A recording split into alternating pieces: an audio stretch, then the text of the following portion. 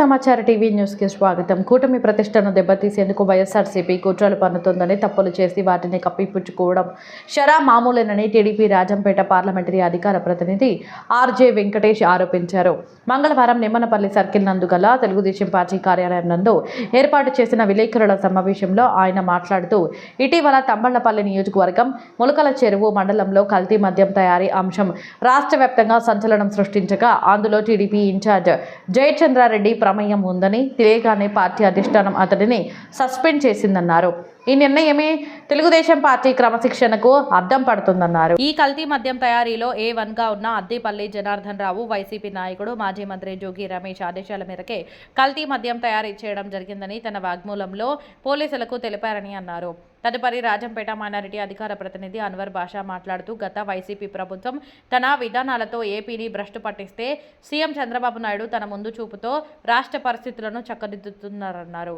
తప్పు చేసిన వారిని కూటమి ప్రభుత్వం ఎట్టి పరిస్థితుల్లోనూ వదిలిపెట్టదన్నారు.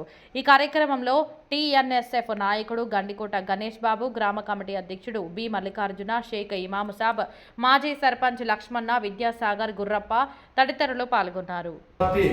ఏర్పాటు చేసినప్పుడు నందమూరి తారక రామారావు గారు ఏం చెప్పారంటే, తెలుగుదేశం పార్టీ తాడిత పీడిత బడుగు బలహీన వర్గాల కోసం, కర్షక కార్మికుల కోసం, దళిత మైనారిటీల కోసం ఈ పార్టీ నేను ఏర్పాటు చేస్తున్నానని చెప్పి పార్టీ పెట్టాడు. మరి ఆ పార్టీ పెట్టి బడుగు బలహీన వర్గాలకు అత్యధికంగా రాజ్య అధికారంలో వాటా ఇచ్చి పాలన చేస్తూ వస్తే చంద్రబాబు నాయుడు గారు దాన్ని విఖ్యాతంగా ప్రపంచ స్థాయికి తీసుకుపోయే పరిస్థితికి వచ్చాడు. తెలుగువారి ఖ్యాతి ప్రపంచ స్థాయికి పోయింది. అటువంటి పార్టీని ఈరోజు దెబ్బతీయడానికి వైసీపీ పార్టీ అనేక కుట్రలు పండుతూ ఉంది. నిన్న మొలకల చెరువులో మద్యం కేసు మీరు చూశారు. ఈ మద్యం కేసులో జయచంద్రారెడ్డి పార్టీ ఇన్ఛార్జ్ చేసినాడని చెప్పి మొదట వార్తలు వచ్చినా, ఆ తర్వాత క్రమంలో విచారణ లోతుకుపోయినప్పుడు A1 గా ఉన్నటువంటి అద్దేపల్లి జనార్దన్ ఆయన నిన్న సాక్షాత్ ఆయన మీడియా చెప్పాడు. ఆయన స్టేట్మెంట్ ఇస్తూ, దీని వెనక జోగి రమేష్ ఉన్నాడు, జోగి రమేష్ నన్ను చేయమన్నాడు అని చెప్పాడు. ఎవరి జోగి రమేష్ అంటే, గతంలో తెలుగుదేశం పార్టీ ఆఫీస్ మీద దాడి చేసినటువంటి వ్యక్తి, వైసీపీలో మంత్రిగా కొనసాగినటువంటి వ్యక్తి. ఇతను కుట్రలతో తెలుగుదేశం పార్టీ మీద బురద చల్లాలని, కూటమి ప్రభుత్వానికి చెడ్డ పేరు తేవాలని, చిత్తూరు జిల్లాలో మొలకల చెరువులో పెడితే చంద్రబాబు నాయుడు గారికి చెడ్డ పేరు వస్తుంది, ఆ రకంగా మనము బురద చల్లుతామని చెప్పినట్లుగా ఆయన నిన్న చెప్పాడు. మొలకల చెరువులో తీగలాగితే డొంక గుంటూరు జిల్లా తెనాలిలో కొడాలి శ్రీనివాస్ అనే వ్యక్తి మొలకల చెరువులో డాబా తీసుకోవడం, అదేవిధంగా ఉమ్మడి ఎన్టీఆర్ కృష్ణా జిల్లాలో ప్రస్తుతం ఎన్టీఆర్ జిల్లా ఇబ్రహీంపట్నంలో ఉండే చోట బార్లో నకిలీ మద్యాన్ని పెట్టి అక్కడ కూడా ముందుగానే సాక్షి ఛానల్ తీసుకుపోయి అక్కడేదో జరుగుతూ ఉంది, ఇక్కడేదో జరుగుతూ ఉంది అని చెప్పి అలజడి సృష్టించి సమాజంలో ఒక అపోహ సృష్టించడానికి ఈ వైఎస్ఆర్సీపీ చేసినటువంటి కుట్రలో భాగమే ఈ నకిలీ మద్యం కుంభకోణం. ఇది సాక్షాత్తు అక్షరాలా బయటపడిపోయింది. ఈ కుట్రలు చేయడం అనేది వైసీపీకి మొట్టమొదటి నుండి అలవాటు. మొదట వివేకానంద రెడ్డి గారిని హత్య చేసినప్పుడు మొదట ఏం చెప్పారు? గుండెపోటుతో చనిపోయాడు అని చెప్పారు. తర్వాత నారాసుర రక్త చరిత్ర అని చెప్పి సాక్షి పేపర్లో ఒక మెయిన్ హెడ్డింగ్ పెట్టి చంద్రబాబు నాయుడు ఫోటో వేసి ఒక కత్తి పెట్టి ఇది చంద్రబాబు నాయుడు కుట్రతో చంపించాడు అని చెప్పి దుష్ప్రచారం చేశారు. అదేవిధంగా కోనసీమలో దళితుల మధ్య, ఇతర కులాల మధ్య చిచ్చు రగిల్చి రాజకీయ లబ్ధి పొందడానికి వైసీపీ కుట్రలు చేసిన విషయం మీకు తెలుసు.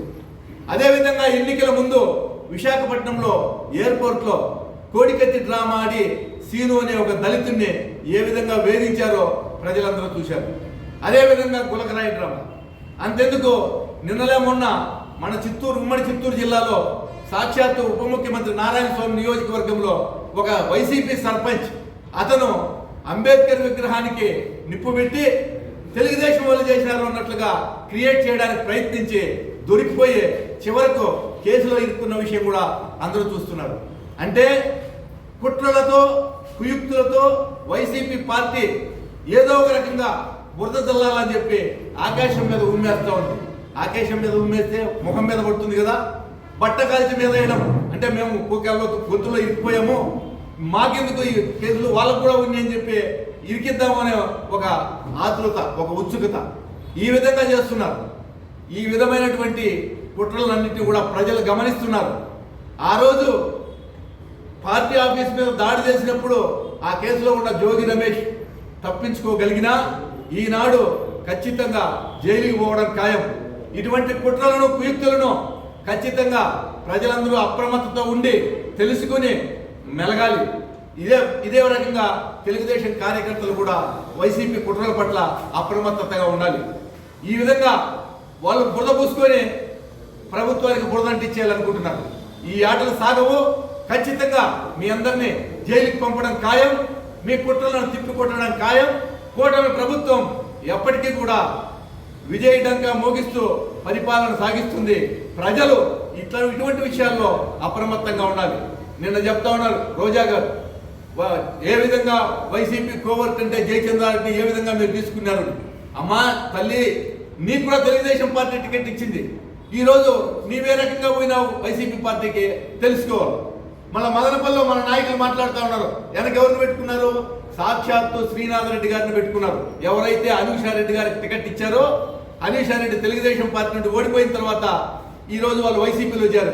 అటువంటి వాళ్ళని ఈరోజు వెనక పెట్టుకొని ఈ వైసీపీ మదనపల్లి నాయకులు మాట్లాడుతున్నారు.